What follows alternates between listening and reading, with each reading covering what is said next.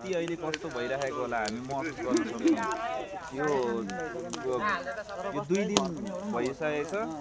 यो घर यहीँ छ यहीँ अगाडि घर छ अनि यहीँनिर ठ्याक्क आँगनमा यत्रो एक तला घरको बराबरीमा आउने एउटा चाहिँ ठुलो ठुलो दारा भएको हात्ती उभिँदाखेरि यो बस्ती अहिले कुन अवस्थामा भइरहेको होला हामी महसुस गर्न सक्छौँ अहिले देख्न सक्छौँ तपाईँहरूले मैले अलिकति कस्तो क्षेत्र छ अहिले बस्तीहरू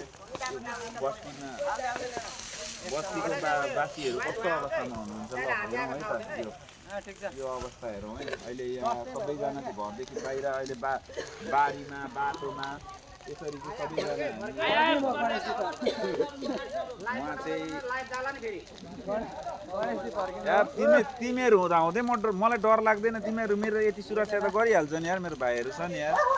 गर्नु त गरिहाल्छ किसिने बित्तिकै फेरि कामै लाग्दैन गणेश रिसाउनु भयो ल यतैतिर उहाँको चाहिँ होइन लु सबैले लाइट दिउँ त लाइट होइन लाइट मात्रै दिउँ है ढुङ्गा सुङ्गा चाहिँ नहानु है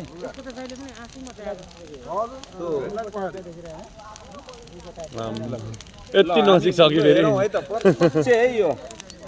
एआईको कमाल होइन ल यो छ है हाम्रो अहिले यो हाम्रो यो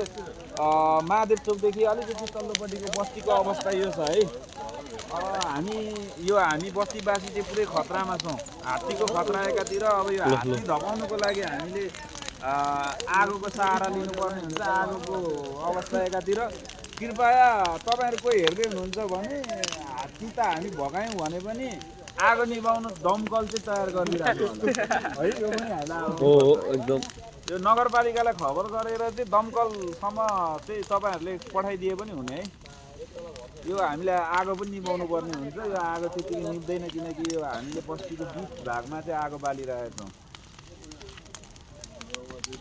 मकै खाँदैछ मकै तान्दैछ क्या मकै तान्दैछ क्या त्यहाँबाट अब के गर्ने भाइ यस्तै छ यहाँ अब जसले देखे पनि मेरो बी भाइ हेर भाइ म त ड्युटीमा छु है 2 दिन भयो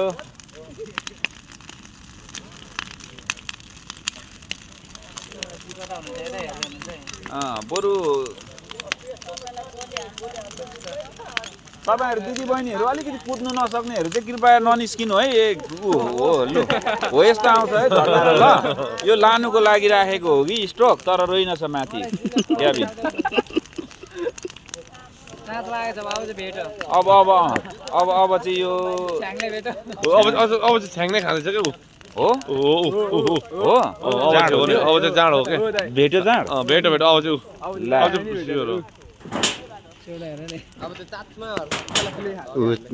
तान्दैछ ल यो चाहिँ हेर्नु है कसरी चाहिँ टङबाग कसरी खानु हुँदो रहेछ भन्ने कुरा पिपा नलाइकन पिपा चाहिँ उहाँसँग अलरेडी छ ल हेरौँ ल मकै हो त्यो चाहिँ शीतन होला क्या यो शीतन हो शीतन यो चाहिँ अच्छा यो शीतन रहेछ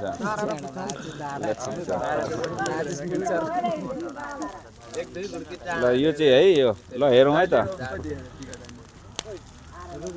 यो आँखा चाहिँ के भएको यस्तो है 10-15 केजीको अहिले ऊ हरायो भने ऊ त्यो हल्दार साहब यहीँ छ अहिले फोटो खिचेर लगिरहेको होला अनि कुन बेला भाँचेर आयो भने अनि जाडो है अनि पक्रेर लगाएर नबोलाउने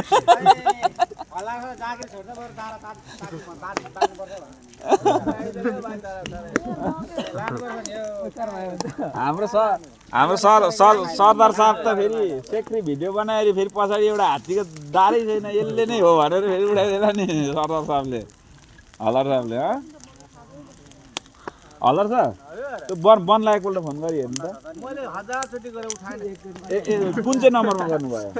कुन चाहिँ नम्बरमा गर्नुभयो होइन म एकपल्ट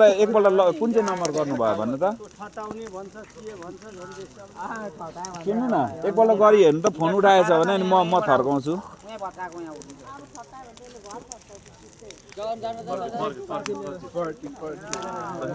मेरो अलिकति मोबाइल चाहिँ लाइभ भएकोले मैले गर्नु पाएको छैन ल